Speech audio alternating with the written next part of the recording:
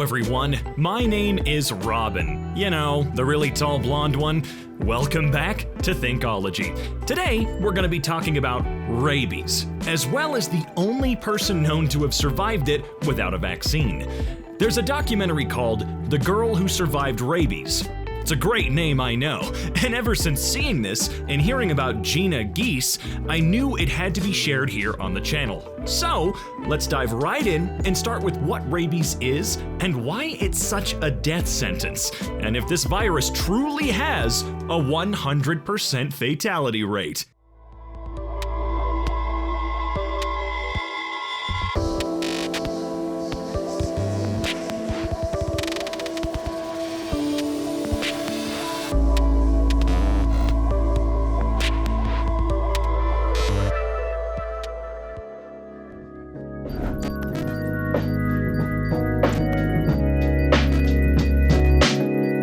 In ancient Greek mythology, Lisa was the goddess of rage, fury, and rabies, known for driving mad the dogs of the hunter Actaeon and causing them to kill their master.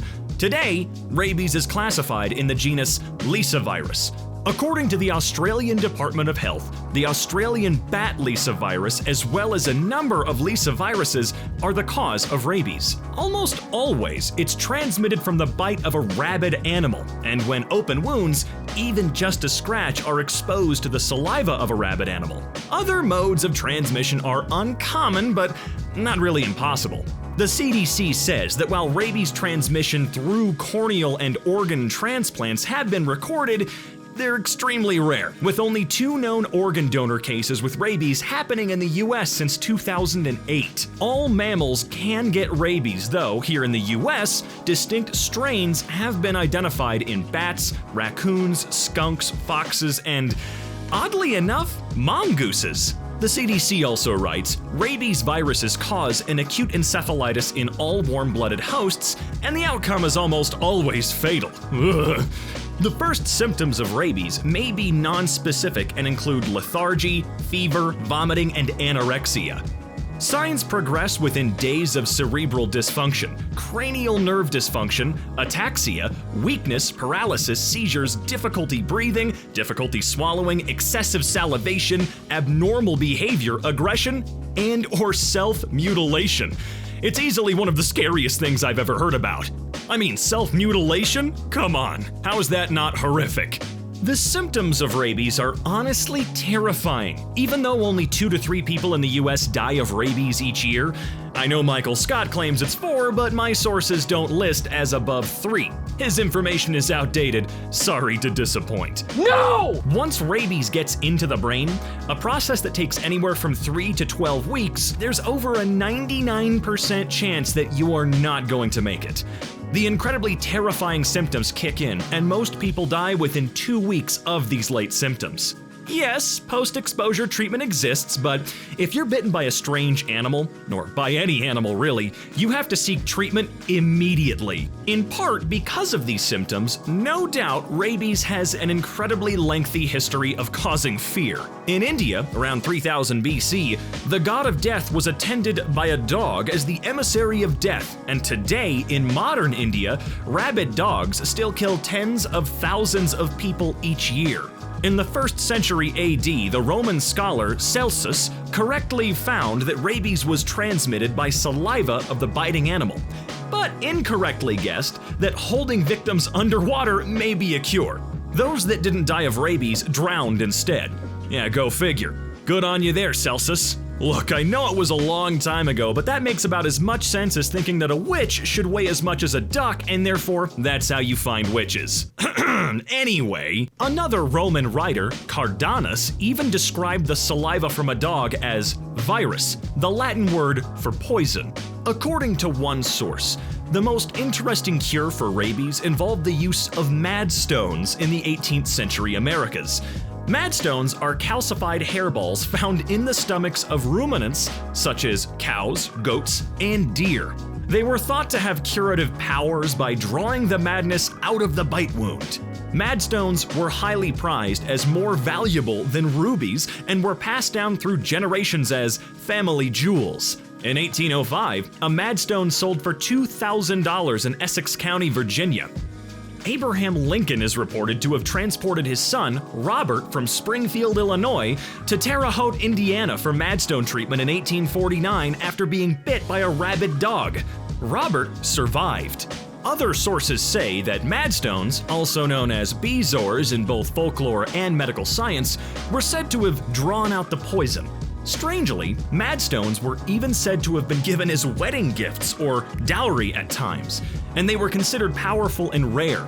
In the 1880s, French scientist Louis Pasteur said to have pioneered a rabies vaccine, but its side effects were so terrible that people avoided it. Some seemed to prefer the stones to the shots. Another infamously painful vaccine was developed in 1911. According to the BBC, known as Semple treatment, the dried and churned brain tissue of living sheep and goats were injected 14 times into the lower abdomen of people exposed to rabies, once for each of the lymph nodes associated with antibody production. Despite severe side effects such as paralysis, this was used throughout most of the 20th century. Thankfully, today's rabies vaccines are grown in a lab using cell cultures, and the side effects are far fewer, though the production is way more expensive. Somewhat unsurprisingly, when you consider these painful vaccines, these bezoars may have been sought out for their virus-sucking powers up until the 1930s even, especially the one in Terre Haute. In March 1889, after a mad dog bit 4 children in Rush County, Indiana, the children's parents also traveled to Terre Haute, Indiana to find this infamous Madstone owned by a woman named Mrs. Taylor. The children were said to have survived. When a dog bit 2 children in Sugar Creek Township 3 years later, the one brought to Mrs. Taylor and her Madstone survived. The one that wasn't supposedly passed away. Skeptics and scientists, however, don't entirely buy the Madstone business. After all, saliva carries the rabies virus. If bitten through clothing, you're far less likely to be infected. Plus, not all animals thought to be rabid actually are. Still, it's interesting to imagine that a bezoar can actually suck out poisons like it does in myths and fairy tales. Otherwise, a vaccine has proven itself to be the only way, and post-exposure treatment is necessary to survive. Yet, Gina Geese has proven to be the only exception to this somehow. I find her story absolutely fascinating. It all started when Gina was 15 years old on September the 12th, 2004. She was bitten on the left index finger when she was trying to rescue a bat at her church. Her mother washed the wound, which is a good step to take, but neither of them knew that Gina needed to be vaccinated. An article from My San Antonio reads, within 3 weeks she started getting sick, beginning with flu-like symptoms, fatigue and tingling in her left arm. Then came vomiting, double vision, and loss of coordination. Gina's mother recalls that when she remembered that her daughter had been bitten by a bat and told their local doctor, his face went white. Once rabies symptoms appear, no unvaccinated person has ever survived. However, fate was on Gina's side. She was referred to the intensive care unit in a Milwaukee hospital, and the doctor on call, Rodney Willoughby, went on a frantic, though he knew hopeless, search for a cure. He says in this documentary that rabies is like the Mount Everest of cases. With no cure and no survivors, it's hardly any wonder why he'd feel this way. Not to mention that Dr. Willoughby had never even seen a rabies case before, considering how rare they are in the US. He said that the only recommendations he found were to sedate the patient, bind them so they can't hurt themselves, and then let nature take its course. Yet, he did not give up. Willoughby found one paper online that gave him a glimmer of hope. The author discovered that while rabies patients die having violent fits and convulsions, their brains seem to go undamaged. Willoughby states that the idea was this remarkable disparity between a patient dying a violent death and a brain that's pristine the moment of death. And that's what we seized upon. Even though rabies ravages the brain, the host becomes an agent of rabies. This turned the way he saw it on its head. Another source explains it as, he determined that rabies neither kills by destroying neurons or causing inflammation in the brain, but instead, it causes excitotoxicity, which overstimulates the brain and causes the cells to die. Dr. Willoughby also concluded that the human immune system can fight off the virus if it's given enough time before rabies reaches the person's brain. Gina's survival was a matter of time, and her brain had to be protected before rabies infiltrated it. This is an incredibly important distinction to make, as it makes a world of difference, while opening up a world of possibilities.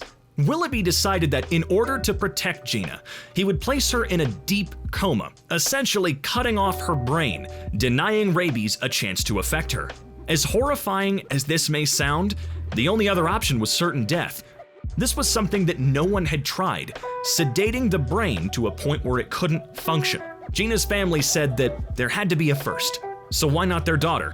After all, they had nothing to lose by giving it a try. Willoughby went ahead with the experimental procedure. The documentary claims that on October 10th, she was put into the coma, but other sources say that she arrived at the hospital on the 18th.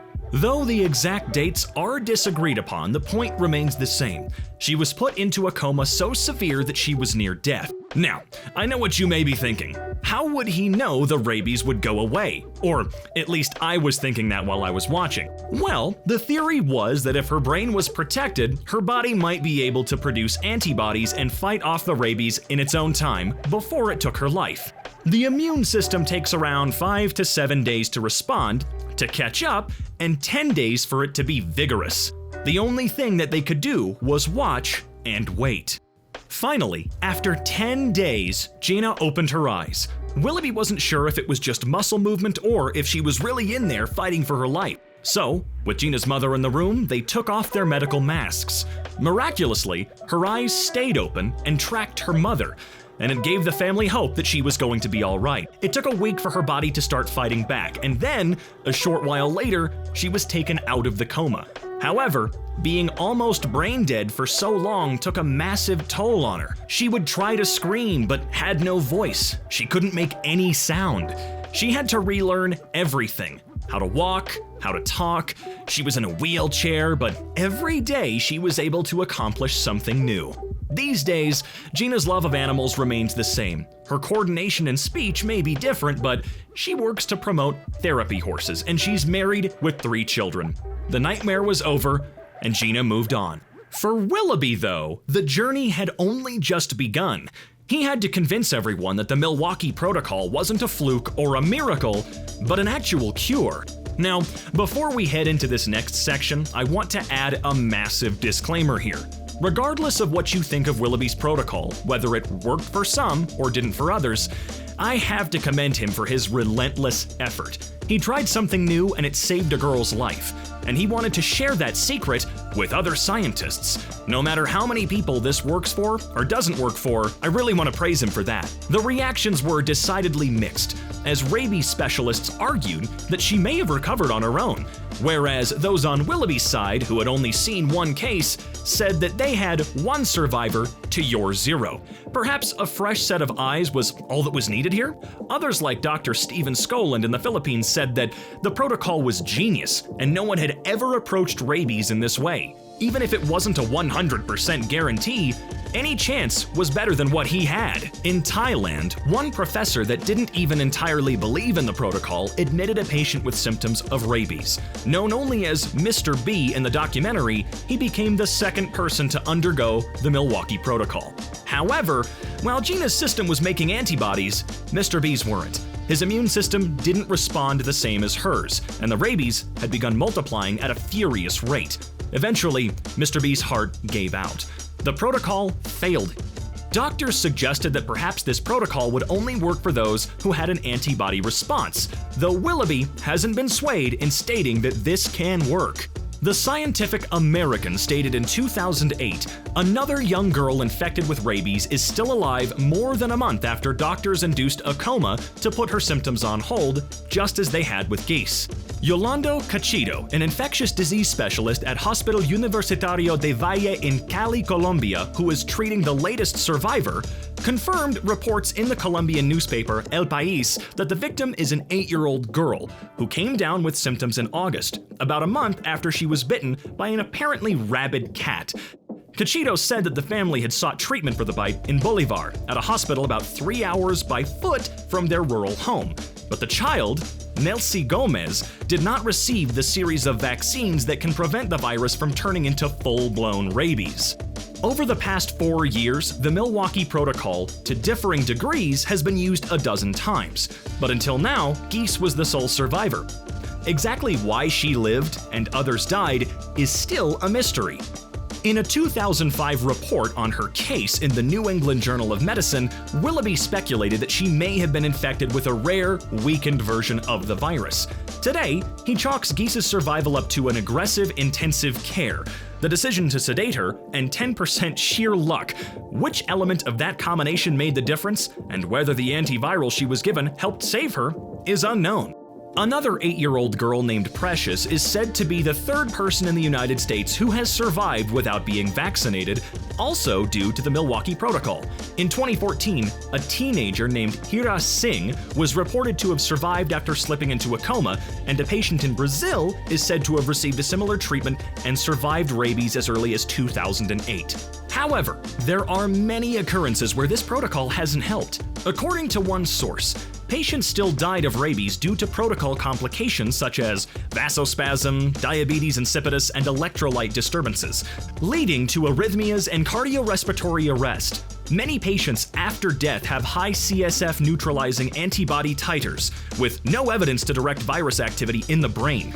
Even patients who received treatment and started the protocol within 2 days after the onset of symptoms died. 9 cases of surviving patients are presented, of which only 1 did not receive post-accident prophylaxis, considering vaccine or immunoglobulin as prophylaxis. This information contradicts the opinion of the 2 protocols cited before, that vaccine and immunoglobulin are not recommended because they can decrease the mortality of the disease. The incubation time of rabies in the presented cases ranged from 4 weeks to more than 2 years. This incubation period may be related to the viral inoculum, virus concentration in the aggressor's animal's saliva, and the centripetal migration capacity of the virus until it reaches the nerve roots. Bite location, as well as injury severity, are important factors in the evolution of the disease. Do I think the protocol is the end of rabies? Not entirely, but it seems to be one of the largest breakthroughs in the study of rabies that we've seen in recent years. It sparked massive conversations, and aside from that, it has saved lives. So, there can be no doubt that it's worth looking into, and better than accepting death. However, what's also worth noting in recent years is that more people have begun pointing out that Gina may, in fact, not be the first person to survive rabies without a vaccine, and that many others have survived exposure even without the help of the protocol. Other news sources point to Matt Winkler, a boy in the 1970s, to find the first rabies survivor. A newspaper at the time read that 6-year-old Matthew had been bitten by a bat due to a hole leading into the family home's attic being uncovered. Matthew wasn't diagnosed with rabies as he experienced flu-like symptoms and fell into a semi-coma. Though doctors expected him to die, 3 months after the ordeal began, he was released on his birthday. A 1995 article from the Washington Post said that 25 years later, he lives a quiet life, married with 2 sons, and he just remembers sleeping all the time, drinking chocolate milk, and seeing a lot of TV. More recent studies have only served to deepen this mystery. A research team led by Amy Gilbert of the United States Center for Disease Control and Prevention studied 2 communities in Peru where vampire bat attacks on cattle are common. Of 63 people tested, 7 of them came back positive for virus-neutralizing antibodies against rabies. Yet, only 1 of them actually received a vaccine. This suggests that the other 6 produced the antibodies after being exposed, but didn't die from it. There were 92 people in this study in total. Blood samples were only taken from 63, and 50 of them reported bat bites. Nearly all rabies virus exposures that preceded to clinical infections are fatal. Our results support the idea that under very unique circumstances, there may be some type of enhanced immune response in certain populations regularly exposed to the virus, which could prevent the onset of clinical illness, said Amy Gilbert, PhD of the CDC's National Center for Emerging and Zoonotic Infectious Diseases, and lead author of the study. Now you say that 5 times fast, huh? Whew, I am out of breath. However, a series of injections following an exposure remains the best way to protect people against rabies. Our knowledge about rabies is still growing. It's still an incredibly mysterious viral disease. Yet, even on lists of the deadliest diseases, not a single one has a 100% fatality rate. Could it be that we've overestimated how deadly rabies is? You should still seek treatment right away, as it's not as if we found a guaranteed cure for those that aren't unvaccinated. This is only to say that rabies may be more misunderstood and mysterious than we knew before. Of course, some sources argue that rabies is virtually always fatal after clinical disease develops, and there have only been rare survivors.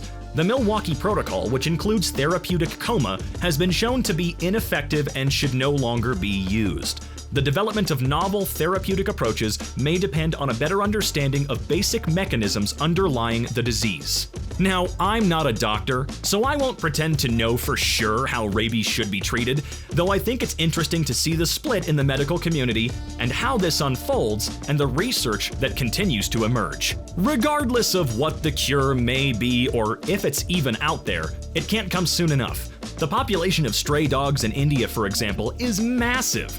Several times a day, catchers' vans travel the streets, catch the dogs, sterilize, and vaccinate them, clip their ears to identify them as having gone through the surgery already, and then return them to their home on the streets. Yet India alone accounts for over 20,000 deaths, just over 1/3 of the world's total. Dr. S.N. Madhusudana, a professor at Bangalore's National Institute of Mental Health and Neurosciences, who studied the disease for 3 decades, doesn't have much hope. He says that it will never go away. Getting the vaccine there can be complicated too. The BBC tells one such story. 4-year-old Bhuvan sits quietly in his mother's lap at the clinic.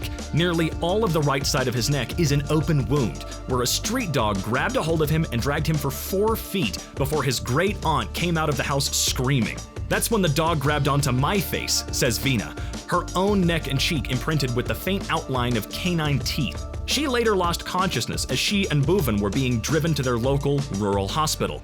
A doctor there gave them each a dose of a therapeutic anti-rabies vaccine that will help stimulate their immune systems. It will take up to 2 weeks for their bodies to produce the antibodies, but they also need to attack the virus immediately.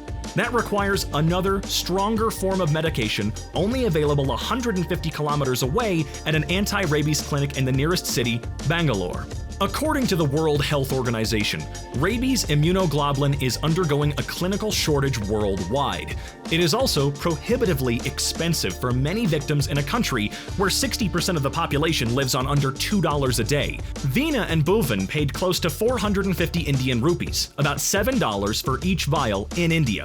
Only 3 companies produce it, with relatively high manufacturing costs. Even those who received the vaccine without receiving immunoglobulin can pass away, and according to a 2015 PLOS study, about 1 in 143 Indians are bitten by a dog at some point in their lives. With half of the world's rabies victims being children, you'd think that with numbers so high, there would be testing facilities and vaccines around every corner. However, India has only 1 laboratory for diagnosing rabies in animals, and only 15% of dogs in India are vaccinated, at least as of 2015. In Africa, treating rabies exposure can cost $40 when the daily income is about $1 to $2 per person.